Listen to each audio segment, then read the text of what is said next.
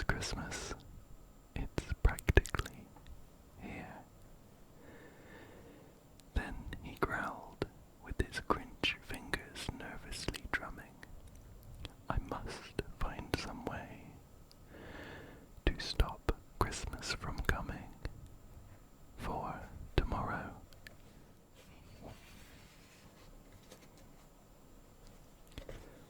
all the Who girls and boys would wake bright and early.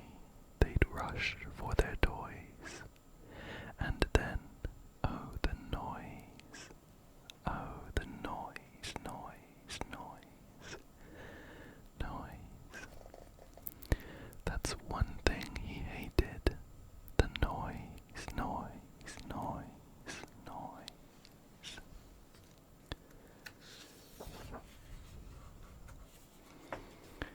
Then the Who's young and old would sit down to a feast, and they'd feast, and they'd feast, and they'd feast, feast, feast, feast. They would feast on Who pudding and rare Who roast beast, which was something the Grinch couldn't stand in the least.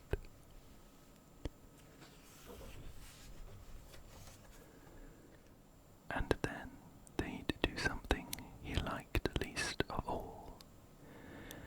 Every Who down in Whoville, the tall and the small, would stand close together with Christmas bells ringing. They'd stand hand in hand, and the Who's would start singing. They'd sing, and they'd sing, and they'd sing, sing, sing, sing.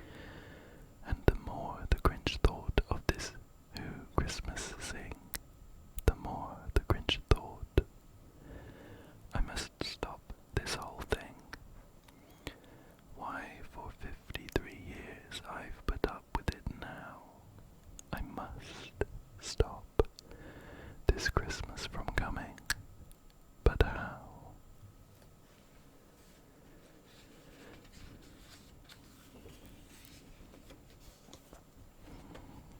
Then he got an idea, an awful idea. The Grinch got a wonderful, awful idea.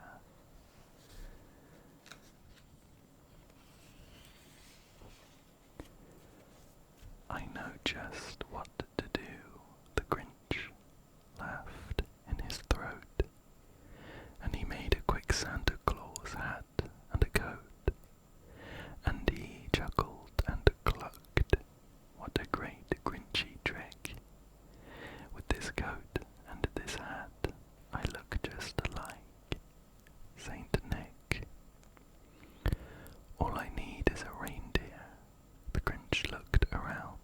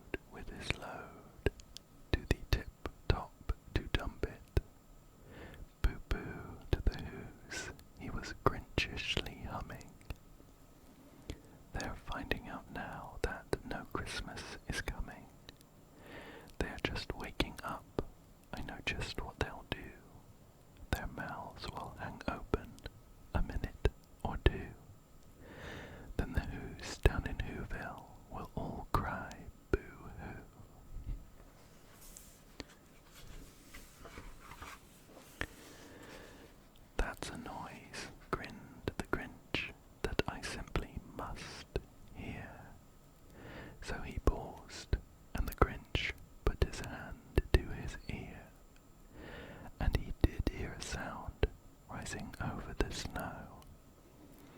It started in low, then it started to grow.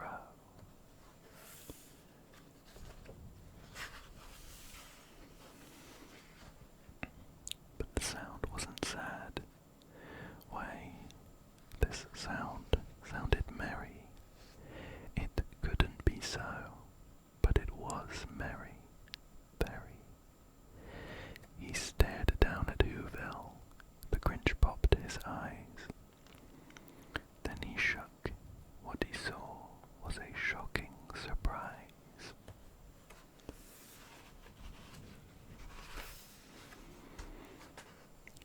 Every Who down in Whoville, the tall and the small, was singing without any presents at all. He hadn't stopped Christmas from coming. It came. Somehow or other, it came just the same.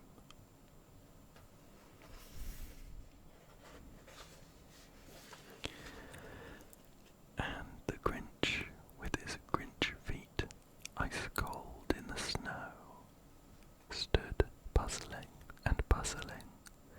How could it be so? It came without ribbons. It came without tags. It came without packages, boxes, or bags. And he puzzled 3 hours till his puzzler was sore. Then the Grinch thought of something he hadn't before. Maybe Christmas, he thought, doesn't come from a store. Maybe Christmas, perhaps, means a little bit more.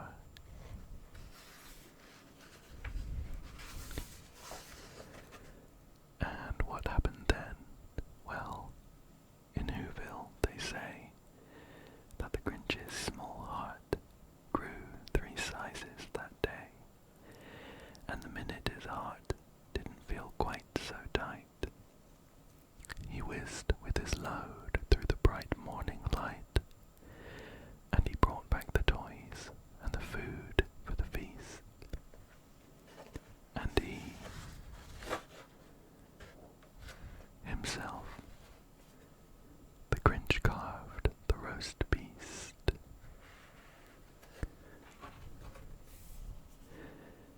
That was The Grinch Who Stole Christmas by Dr. Seuss. A classic. A classic.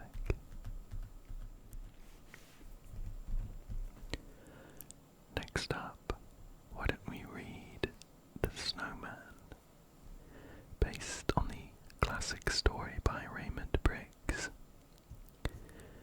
And it's got some pictures very similar to the beautiful animated short The Snowman.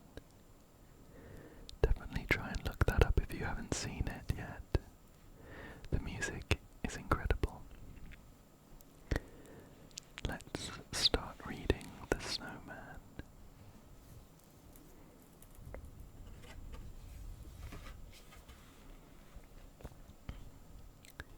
One cold, clear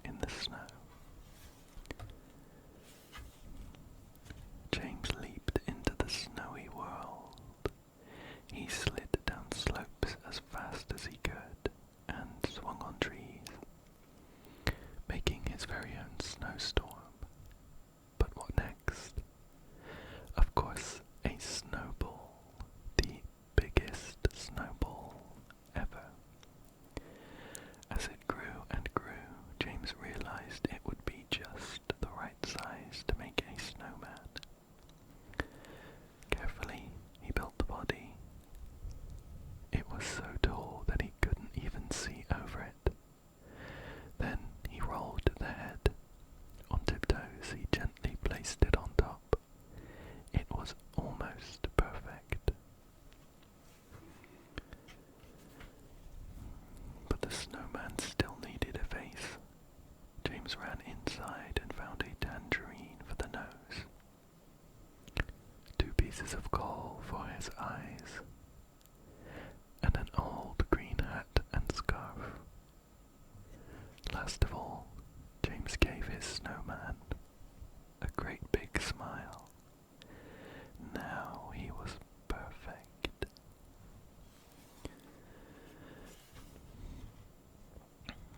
All evening, James gazed at the wonderful snowman glowing in the moonlight, but soon it was time for bed.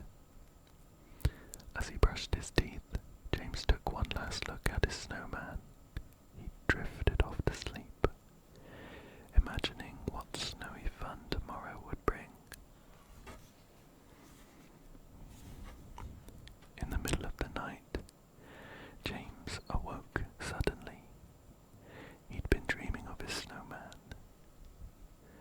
He decided to go outside and check that the snowy wind hadn't blown away his snowman's hat. He crept downstairs, peered out of the door, and was met with the most incredible sight. Right before his eyes, something astonishing was happening. The snowman had come alive.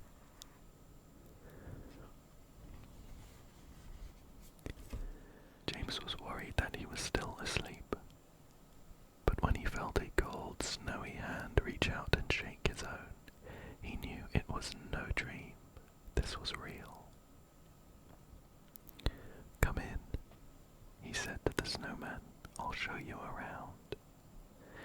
The snowman loved the Christmas tree, but thought the fire was too hot. So James took him to the fridge to cool down. James showed his new friend all around the house. They even tiptoed into Mum and Dad's room and tried on Dad's clothes. After they had explored inside, the pair headed back to the snowy garden. As they stepped out onto the snow-covered grass, the snowman grabbed James's hand and started to run.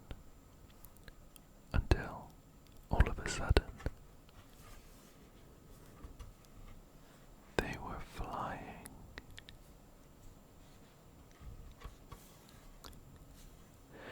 James stared all around him in wonder. The sky was full of the snowman's friends. Together they flew past the others, far out to sea, until at last they landed in an icy forest. The snowman led James through the trees towards a clearing. Here was everyone they had seen in the sky, and right in the center of the crowd, James could see someone very familiar. It was Father Christmas himself. "Just in time," said Father Christmas, smiling. "The party is about to start." It was the best party James had ever been to. There was a magnificent feast, games to play, and brilliant company. James and the snowman danced for hours.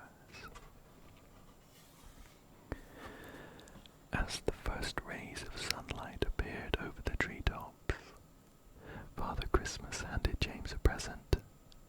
"For me," James gasped. It was a soft blue scarf, beautifully decorated with snowmen. "Oh, thank you," cried James. Father Christmas hugged James tight as the pair said goodbye. It was time to go home. James and the snowman soared up into the air, flying back towards James's house. James yawned. He'd had a fantastic night, but now he needed to go back to bed.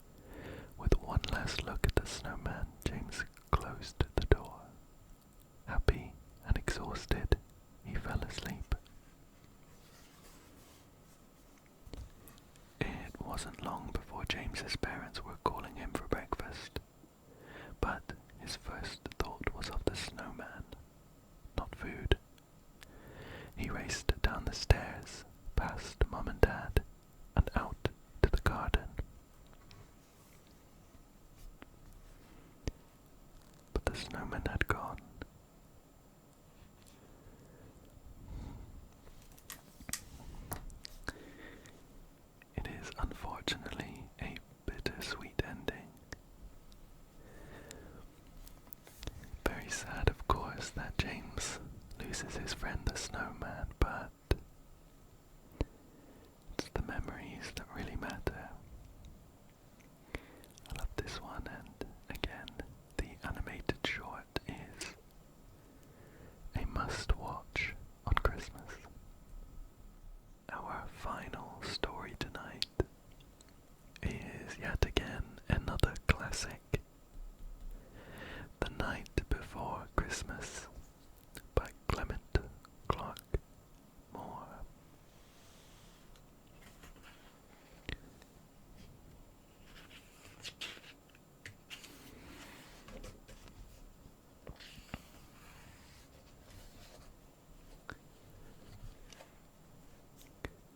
'Twas the night before Christmas, when all through the house not a creature was stirring, not even a mouse. The stockings were hung by the chimney with care, in hopes that St. Nicholas would soon be there.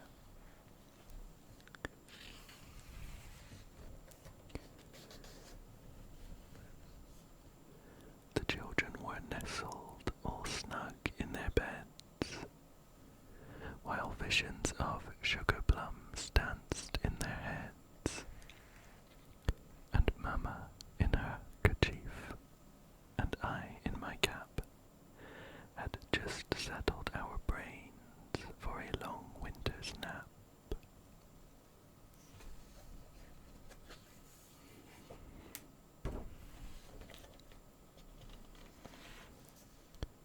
When out on the lawn there arose such a clatter, I sprang from the bed to see what was the matter. Away to the window I flew like a flash, tore open the shutters, and threw up the sash.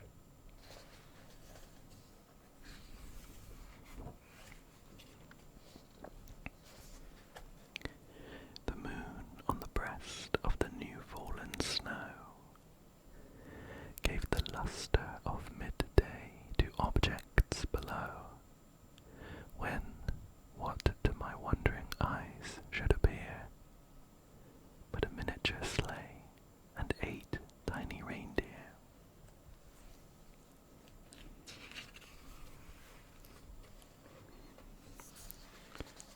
With a little old driver so lively and quick, I knew in a moment it must be Saint Nick.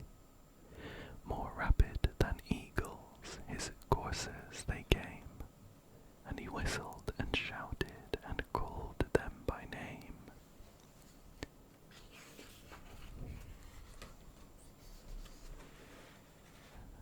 Now Dasher, now Dancer, now Prancer and Vixen, on Comet, on Cupid, on Donner and Blitzen, to the top of the porch, to the top of the wall, now dash away, dash away, dash away all.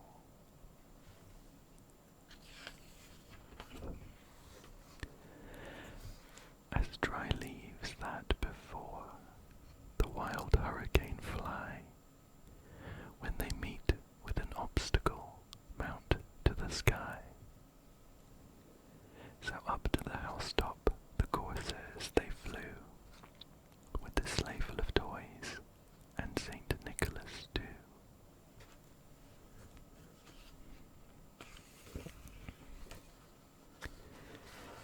And then, in a twinkling, I heard on the roof the prancing and pawing of each little hoof. As I drew in my head and was turning around, down the chimney Saint Nicholas came with a bound.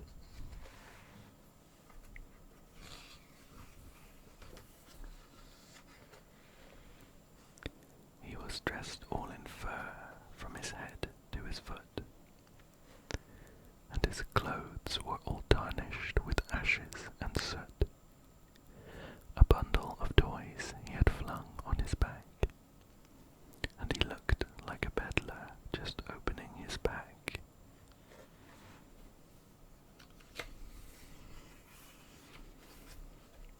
His eyes, how they twinkled, his dimples, how merry. His cheeks were like roses, his nose like a cherry. His droll little mouth was drawn up like a bow, and the beard of his chin was as white as the snow.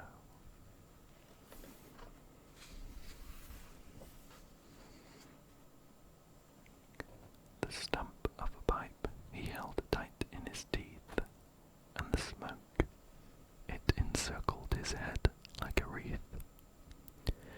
He had a broad face and a little round belly that shook when he laughed, like a bowl full of jelly. He was chubby and plump, a right jolly old elf, and I laughed when I saw him, in spite of myself. A wink of his eye and a twist of his head soon gave me to know I had nothing to dread.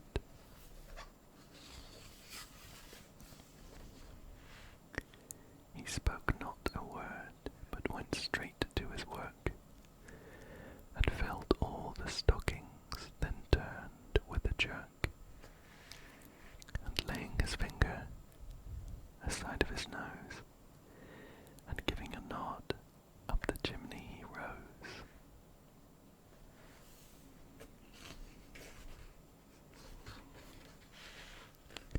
He sprang to his sleigh,